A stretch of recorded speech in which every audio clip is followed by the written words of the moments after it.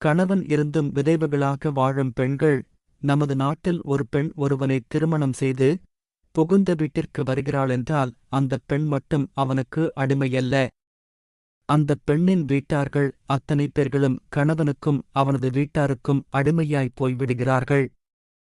அவனுடைய வீட்டிலுள்ளவர்கள் எல்லோருக்குமே அடிமை சாசனம் எழுதிக் கொடுத்தவர்கள் போல் செயல்பட வேண்டும் என்ற நிலை உள்ளது. மாப்பிள்ளைக்கு மாப்பிள்ளை வீட்டாருக்கு கட்டுப்பட்டவர்களாக மாற வேண்டும். ஒரு பெண் ஒருவனை திருமணம் செய்வதென்பது ஒரு முள் மரத்தில் அழகான சேலையைப் போடுவதைப் போலத்தான்.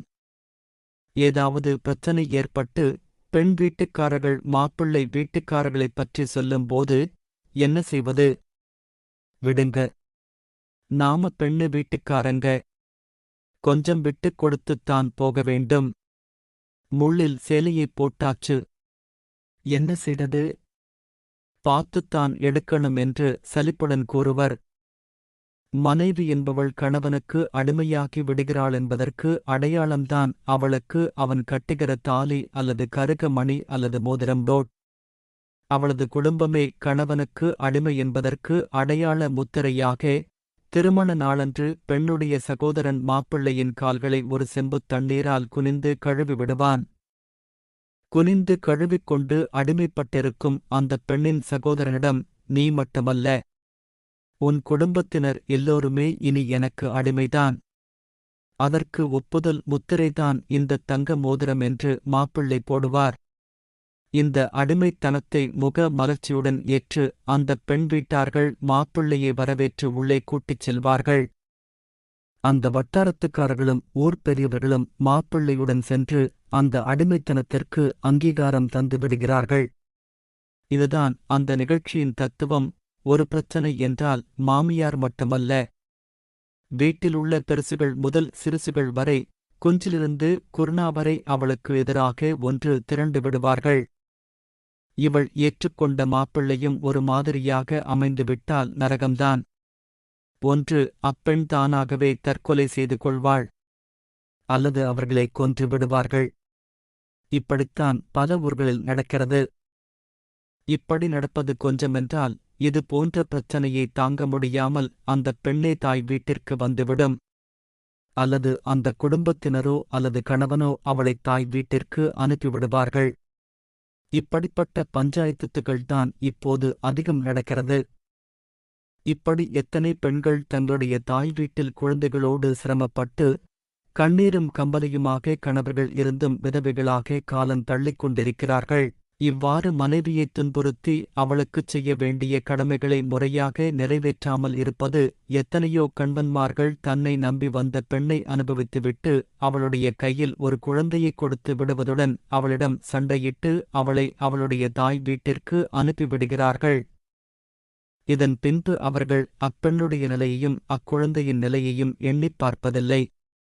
யாரோ எவரோ என்று கண்டும் காணாமல் இருந்து விடுகிறார்கள். இவ்வாறு பிரச்சனைகள் ஏற்படும்போது சமூகம் கூறும் வழிமுறைகளை கடைப்பிடிப்பதில்லை. இவ்வாறு ஆண்கள் பெண்களுக்கு எதிரான பலவிதமான கொடுமைகளைப் புரிவதோடு அவற்றுக்குத் துணை போவதைப் பார்க்கும்போது நெஞ்சு பொறுக்கவில்லை. அந்த அளவுக்கு கொடிய கொடுமை கொடி கட்டிப் பறக்கிறது. இதையெல்லாம் கவனிக்கும்போது இவர்கள் இறைவனையும் இறுதி நாளையும் நம்பியவர்களா என சந்தேகப்பட வேண்டியுள்ளது. அந்த அளவுக்கு கொடுமைகள் புரிகிறார்கள். பெண்ணுக்கு மட்டுமல்ல, பெண்ணைப் பெற்றவர்களுக்கும் அவர்கள் மண்டை ஒட்டை மண்ணில் கொண்டு வைக்கும் வரை பிரச்சனை ஓய்ந்த பாடில்லாமல் நீண்டு கொண்டே செல்கிறது. திருமணமென்பது வெறும் மகிழ்ச்சியும் குதூகலமும் மட்டுமன்று. மாறாக அது ஒரு ஆணுக்கும் பெண்ணுக்கும் இடையே பாசப்பிணைப்பையும் கணவனுடைய தேவையை மனைவி நிவர்த்தி செய்வதும் மனைவியுடைய தேவையை கணவன் நிவர்த்தி செய்வதுமாகும். பெண்ணுடைய நலத்திற்கு முழுவதுமாக கணவன் பொறுப்பேற்றுக் கொள்ளும் ஒரு உறுதியான ஒப்பந்தமாகும். இதை அவன் இறைவன் முன்னாலும் அவையோர் முன்னாலும் ஒப்புக்கொண்டேன் என்று கூறிக் கொடுக்கும் ஓர் உறுதிமொழியாகும். டோட். சிறிய விஷயத்திற்காகவெல்லாம் சண்டை போடாமல் பெண்ணிடத்தில் குறைகள் தென்பட்டால் அதை பொறுத்துக் கொள்வதுதான் நல்லது. அதன் மூலம் வேறு ஏதோ ஒரு வகையில் நல்ல பலனை பின்னால் ஏற்படும் என்று பொறுத்து நல்ல முறையில் மனைவியரிடம் நடந்து கொள்ள வேண்டும். பெண்களை வலுக்கட்டாயமாக அடைவது உங்களுக்கு அனுமதியில்லை. அவர்களுக்கு நீங்கள் வழங்கியதில் எதையும் பிடுங்கிக் கொள்வதற்காக அவர்களை துன்புறுத்தாதீர்கள். அவர்கள் வெளிப்படையான வெட்கக்கேடானதைச் செய்தால் தவிர. அவர்களுடன் நல்ல முறையில் குடும்பம் நடத்துங்கள். நம் மனைவிடம் கனிவாகப் பேச வேண்டும். நம் தோற்றத்தையும் செயல்களையும் இயன்றவரை அழகிய வடிவில் வைத்துக் கொள்ள வேண்டும். நம் மனைவியர் நம்மிடம் எப்படி நடந்து கொள்ள வேண்டுமென நாம் நினைப்பது போல் நாம் அவர்களிடமும் நடந்து கொள்ள வேண்டும். பெண்கள் விஷயத்திலும் அவர்களின் உரிமையைப் பேணும் விஷயத்திலும் ஆண்கள் மிகவும் கவனமற்றவர்களாக, அலட்சியமானவர்களாக இருக்கிறார்கள். அதிலும் கணவன்கள் தம் மனைவியர்கள் விஷயத்தில் மிகவும் அலட்சியமாகவே ஏனோ தானோ என இருக்கிறார்கள். சிலர் வரம்பு மீறி மோசமாக நடந்து கொள்கிறார்கள்.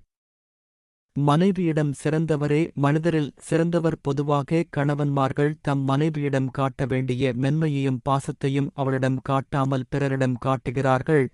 ஊருக்கெல்லாம் நல்லது செய்து நல்லவன் என்ற பட்டத்தை வாங்குவான். ஆனால் தன்னுடைய மனைவியிடம் மிகவும் மோசமான மனிதனாக நடந்து கொள்வான். இப்படிப்பட்டவர்கள் எவ்வளவுதான் ஊர் உலகத்திடம் நல்ல பெயர் வாங்கினாலும் தன் மனைவியிடம் நன்முறையில் நடந்து கொள்ளாவிட்டால் அவன் சிறந்தவனாக முடியாது. இன்னும் சில கணவன்மார்கள் வெளியில்தான் விரும்பும் உணவை உண்டுவிட்டு வீட்டிற்கு வருவார்கள். வீட்டில் இவனுக்காக காத்திருக்கும் மனைவியோ வீட்டில் உள்ள பழைய உணவை உண்பாள். தான் உண்டதை தன் மனைவிக்கும் வழங்க வேண்டுமென்ற எண்ணம் அவர்களுக்கு இல்லை. மனைவியை உணர்வுகள் அற்ற ஆடு மாடுகளைப் போன்று நடத்துகிறார்கள். கணவனுக்கு மனைவி எந்த விதத்திலும் இளைத்தவள் இல்லை. அவன் உண்ணக்கூடியது பிரியாணியாக இருந்தாலும் பழைய கஞ்சியாக இருந்தாலும் அதில் மனைவியையும் சேர்த்துக் கொள்ள வேண்டும். உண்ணும் போதும் உடுத்தும் போதும் மனைவியை விட்டு விடாதீர்கள். மனைவியிடம் வெறுப்பை வீட்டிலே தவிர வேறெங்கும் வெளிப்படுத்த வேண்டாம். பெண்களும் சாமானியர்களல்ல. அவர்களும் தங்களது கை, கால், வாயை வைத்துக்கொண்டு சும்மா இருக்க மாட்டார்கள். முகத்தில் அடிக்கக்கூடாது என வைராக்கியம் உடையவனைக் கூட முகத்தில் பளார் பளார் என விளாசித் தள்ளும் அளவுக்கு கோபத்தை ஏற்படுத்துவார்கள். எனினும் அதில் ஆண்கள் நிதானத்தையே கடைப்பிடிக்க வேண்டும். காரணம், பெண்கள் மென்மையானவர்கள். உங்கள் மனைவிக்கு உணவை ஊட்டிவிடுங்கள். திருமண வாழ்வில் ஒருவருக்கொருவர் பாசமாக நடந்து கொண்டால்தான் அவ்வாழ்வு இனிக்கும். முகத்தை திருப்பிக் கொண்டு செல்வதனால் வெறுப்புகள் அதிகமாகும். எனவே பாசத்தை ஏற்படுத்த கணவன்மார்கள் தன் மனைவிமார்களுக்கு உணவு ஊட்டிவிடுவது கூட தர்மம். இந்த வீடியோ உங்களுக்கு பிடித்து இருந்தால் இந்த சேனலை சப்ஸ்கிரைப் செய்யவும், உங்கள் நண்பர்களுக்கும் ஷேர் செய்யவும். நன்றி, நன்றி, நன்றி.